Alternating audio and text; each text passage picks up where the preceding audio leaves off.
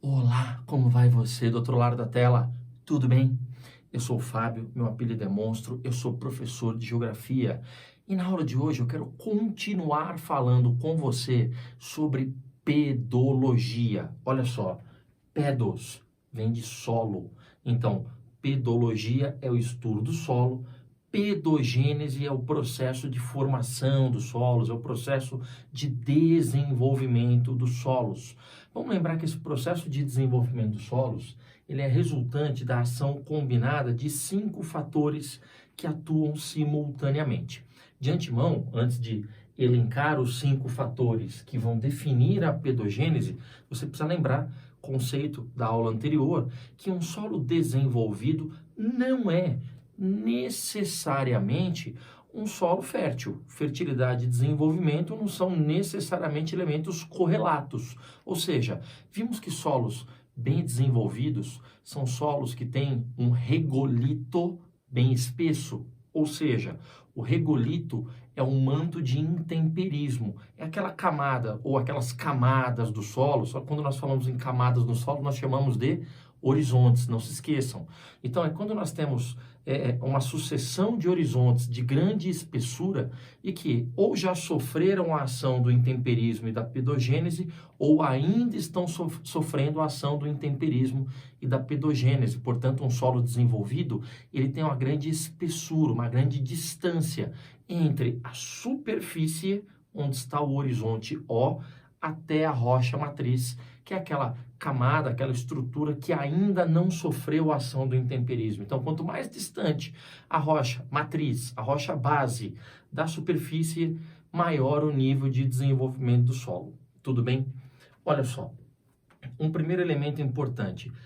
Vimos em aulas anteriores que um solo ele é um complexo vivo, ou seja, que o solo ele é constituído por elementos minerais e orgânicos, de que minerais soltos, sedimentos soltos, não necessariamente definem a formação de um solo, de que o solo ele prescinde necessariamente, ele depende necessariamente da presença de vida.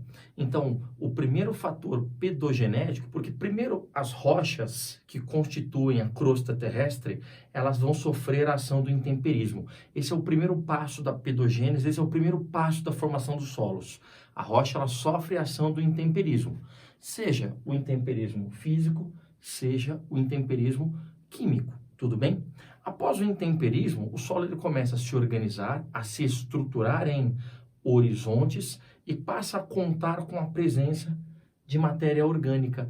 É aí que começa, de fato, o processo pedogenético, ou seja, a produção do solo, o desenvolvimento do solo está necessariamente condicionado à atividade biológica. Esse é o passo fundamental, repito, para o desenvolvimento pedogenético, o desenvolvimento dos solos. Além da presença de matéria orgânica, a questão da ação do tempo. Existem solos que são solos mais antigos, solos maduros, e alguns solos são solos mais jovens, solos mais recentes. Vejam, geralmente um solo mais maduro, ele está sofrendo a ação do intemperismo há mais tempo. Um solo mais maduro, ele está sofrendo a ação da pedogênese há mais tempo. Então, normalmente, presta atenção, normalmente, solos mais profundos, ou melhor dizendo, solos mais maduros, eles são solos mais profundos, mais desenvolvidos, mais espessos, com mais horizontes, horizontes mais estruturados. Enquanto, geralmente, solos mais jovens estão sofrendo a ação do intemperismo e da pedogênese há menos tempo. Então, o nível de desenvolvimento é menor. Geralmente, são solos mais rasos, com um menor nível de profundidade. É o caso, por exemplo, do neossolo, que é um solo rasinho, menos desenvolvido. Tudo bem? Olha só, outro elemento que vai definir a intensidade maior ou menor da pedogênese é o material parental. O material parental você pode substituir aí no seu caderno como o nível de resistência das rochas, o tipo de rocha que vai sofrer o intemperismo e vai dar origem aos solos. Ora, não se esqueçam, o passo número 1 para a formação dos solos não é o intemperismo sobre as rochas? Pois bem, vejam, o granito é uma rocha do tipo ígnea ou magmática intrusiva, ou seja, o granito é uma rocha de alta resistência, enquanto o arenito é uma rocha sedimentar. O nível de resistência do arenito ele é muito menor do que o nível de resistência do granito. Então, o granito é uma rocha menos susceptível à ação do intemperismo. O arenito é uma rocha mais susceptível à ação do intemperismo. O intemperismo ele atua com mais facilidade, com mais intensidade sobre o arenito. E nesse sentido, isso aqui tende a dar origem a solos mais desenvolvidos. Não é uma regra, porque na prática a formação de solos é uma combinação de fatores. É resistência de rocha, é a idade do solo, é a presença maior ou menor de matéria orgânica, tá bom? Outro elemento importante, o relevo, a declividade topográfica. Aqui, ó, nós temos um relevo de maior declividade. E aqui um relevo mais plano. Vejam, em situações de relevo de maior declividade, maior inclinação, predomina o escoamento da água. E se predomina o escoamento, predomina logo a erosão, a destruição e o arraste. Então a água ela vai escoando, ela vai destruindo, ela vai removendo os materiais e basicamente não há formação do solo aqui, ó. É basicamente rocha nua, exposta à destruição, mas não há intemperismo. A erosão, mas não há intemperismo. Onde predomina o escoamento das águas, predomina a erosão. Onde predomina a infiltração da água em topografias mais aplainadas, há uma tendência de predomínio do intemperismo. Então, de novo, vamos repetir. Quanto mais a água escoa em superfícies de maior declividade, maior a erosão. Quanto mais a água infiltra em superfícies aplainadas, maior o intemperismo, principalmente o intemperismo químico, né? Lembre-se que toda água de chuva ela é ácida, então a água ela infiltra na estrutura e através de reações químicas com os minerais que compõem as rochas elas vão sofrendo alterações, elas vão se transformando, elas vão se decompondo por intemperismo do tipo químico associado à infiltração da água da chuva. Então, geralmente em superfícies planas, como predomina o intemperismo, tende a se desenvolver solos mais profundos, solos mais espessos, enquanto em áreas de topografia mais íngreme, tende a o quê? A se desenvolver solos mais rasos, ou até não se desenvolver.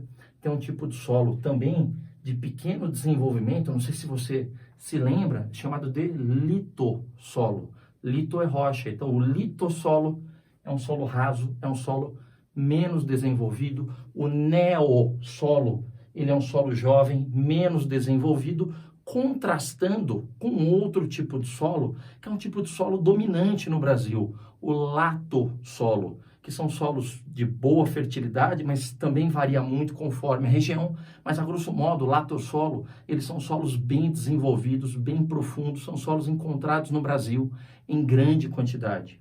Tem um outro exemplo de solo bem desenvolvido, bem profundo, bem estruturado, que é o nitossolo, com N, nitossolo. É o solo associado a derramamento basáltico, típico do interior de São Paulo, conhecido popularmente como terra roxa.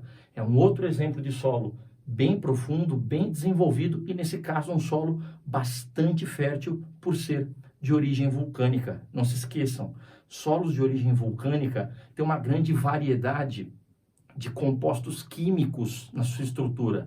Quando o vulcão ele entra em erupção, ele traz uma série de novos elementos químicos das profundezas da Terra para a superfície. Então, solos vulcânicos são solos renovados, variados em sua constituição química, o que garante grande fertilidade aos solos. Tudo bem?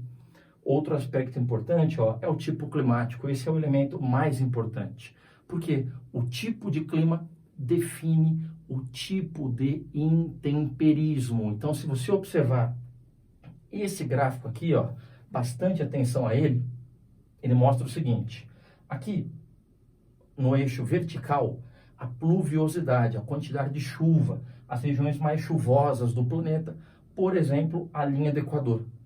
E aqui, ó, regiões menos chuvosas, por exemplo, os desertos, por exemplo, as regiões mais frias do mundo. Então aqui, ó, onde chove menos, são as áreas desérticas, as áreas mais frias. E aqui onde chove mais, região equatorial, região de alta pluviosidade. Percebam, em regiões mais secas, desertos e áreas frias, predomina o intemperismo físico. Não há presença de água ou a pequena quantidade de água para desenvolver reações químicas, percebe?